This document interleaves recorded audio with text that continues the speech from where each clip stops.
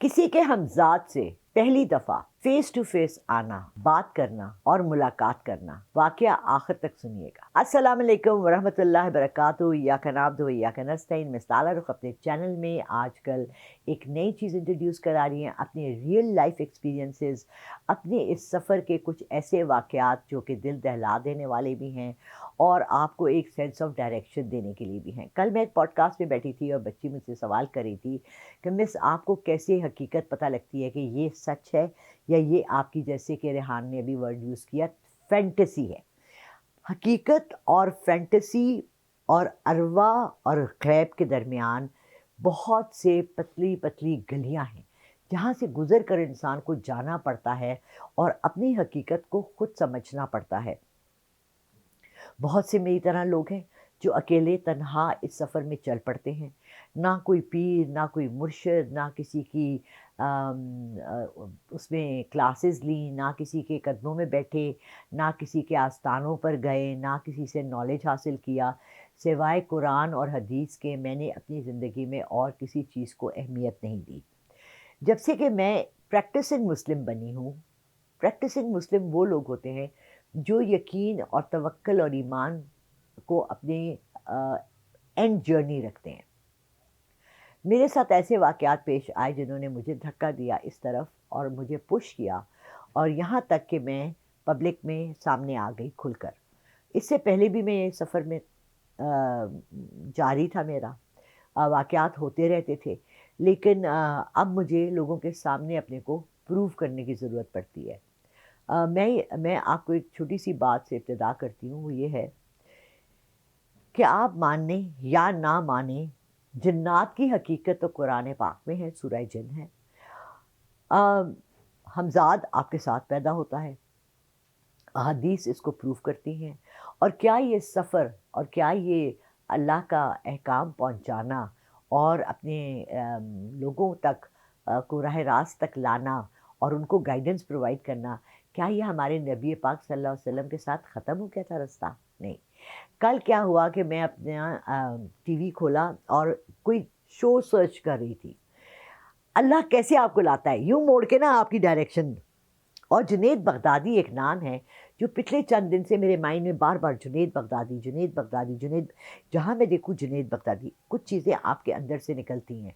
मुझे नहीं समझ आई कि मुझे जुनैद बगदादी की तरफ धक्का क्यों दिया जा रहा था, लेकिन मैंने ऐसे अपने उस पर देखा तो आ रहा था true story of Junaid Baghdadi, and मैंने उसको ऑन किया और देखा। तो उसमें भी वो यही एक्सप्लेन कर रहे थे कि अल्लाह ने अपने नेक बंदों के, मैं नेक बिल्कुल नहीं हूँ, नेकोकारों में नहीं हूँ, मैं कोई बहुत ज़्यादा स्पिरिचुअल नहीं हूँ, मैं कोई बहुत ज़्यादा मजहबी वो नहीं हूँ, मैं इन चीज़ों की कोई भी क्लेम नहीं करती।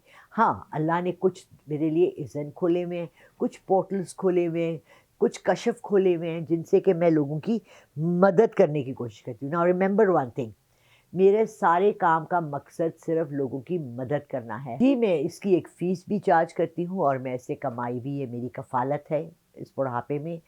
तो मैं आप सबकी शुक्रगुज़ार हूँ जो आप मुझे कॉल्स करते हैं और मुझसे रीडिंग लेते हैं। मैं गाइडेंस प्रोवाइड करती हूँ। अब आपको ये वाक़या सुनाती हूँ। ये वाक़या है 1993 या 4 का। मैं एक घर में रह रही थी, बड़े पुराने वो घर बने हुए कराची में, तारिक रोड पे एक सिल्वर स्पून रेस्टोरेंट है, उसके बैक पे मैं रह रही थी।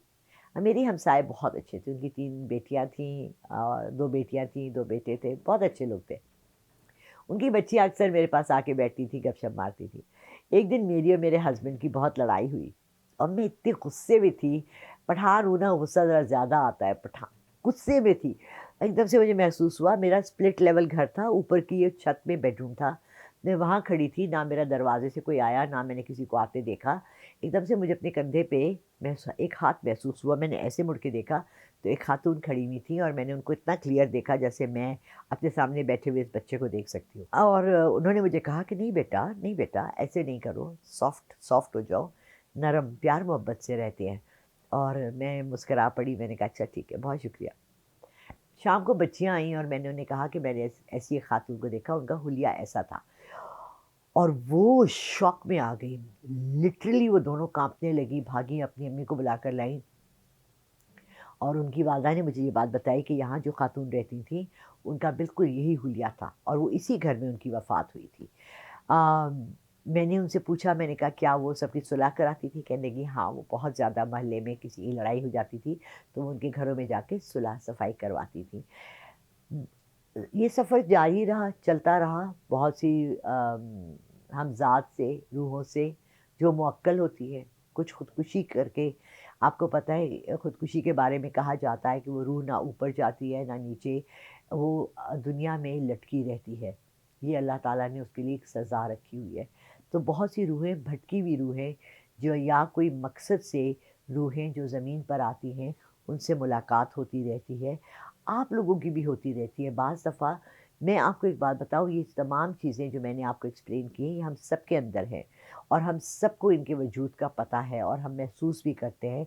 लेकिन अक्सर हम इसको अपनी गलतफ़हमी या इसको अपना इल्हाम या इसको अपना तसव्वुर या अपना गलतफ़हमी कह के इग्नोर कर देते हैं। लेकिन अल्लाह ताला हमसे कम्युनिकेशन करते रहते हैं, हमें ख्वाबों में भी बताते रहते हैं, हम इस्तिखारा करते हैं अपने को गाइडेंस प्रोवाइड करने के लिए ताकि हमें सही फ़ैसला करें। हम आप लोग मेरे जैसे बंदों से भी कॉन्टैक्ट करते हैं ताकि आप जो भी फ़ैसला करने जा रहे हैं वो आपके हक़ में बेहतर है।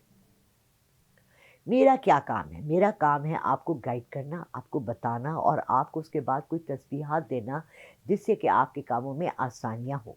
मैं अल्लाह रसूल के अलावा इससे निकल कर बाहर कोई बात नहीं करती। प्लीज़ मेरे ऊपर ना इल्यूमिनाटी का इल्ज़ाम लगाएँ, ना मेरे ऊपर कोई गलतफ़हमी का लगाएँ और ना मैं अपने मज़हब से बाहर जाती हूँ, ना मुझे कोई शौक है। इसी के अंदर रहकर बहुत से मुआज़े होते रहते हैं, आपके साथ अगला भी शेयर करूँगी इंशाअल्लाह।